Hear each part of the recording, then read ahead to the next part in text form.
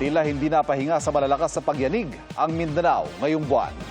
Kagabi po, magnitude 6.5 na lindol ang gumimbal sa mga residenteng hindi pa rin nakakabangon sa matinding lindol noong June 8. Mula sa Davao City, nakatutok live si Jandy Esteban ng GMA Regional TV.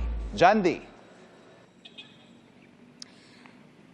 Ivan, hindi pa man lubusang nakakabangon ang mga naapektuhan na magnitude 7.8 na lindol sa ilang lugar sa Mindanao.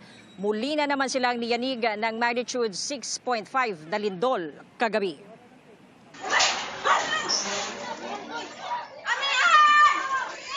Nang yumanig ang magnitude 6.5 na lindol kagabi, nabalot ng takot ang pamilyang ito na lumabas na sa kanilang bahay sa Fatima Uhaw, General Santos City. Nagyakapan sila sa labas ng bahay habang inuuga ng lindol. Wala namang nasaktan sa kanila. Ang bata namang ito, mabilis na binuhat ang nakababatang kapatid sa lumabas ng bahay kasama ng dalawa pa niyang kapatid.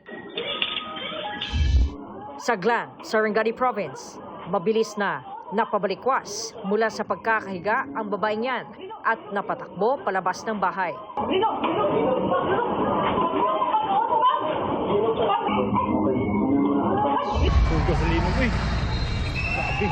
Alas 7:34 kagabi, tumama ang magnitude 6.5 na lindol na ang epicenter ay sa 70 kilometers southwest ng Balut Island sa Sarangani, Davao Occidental. Bukod sa General Santos City, naramdaman ang pagyanig sa ibang bahagi ng Sarangani Province, maging sa Davao City, pati sa South Cotabato at Davao Occidental. Relax lang! Alam mo, Karatol! Pinakwit tayo na po!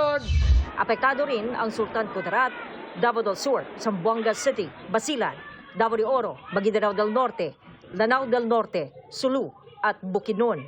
Ayon sa Sarangani MDRRMO, walang naiulat na sugatan. Gayunman, may isinugod sa ospital dahil sa panic attack.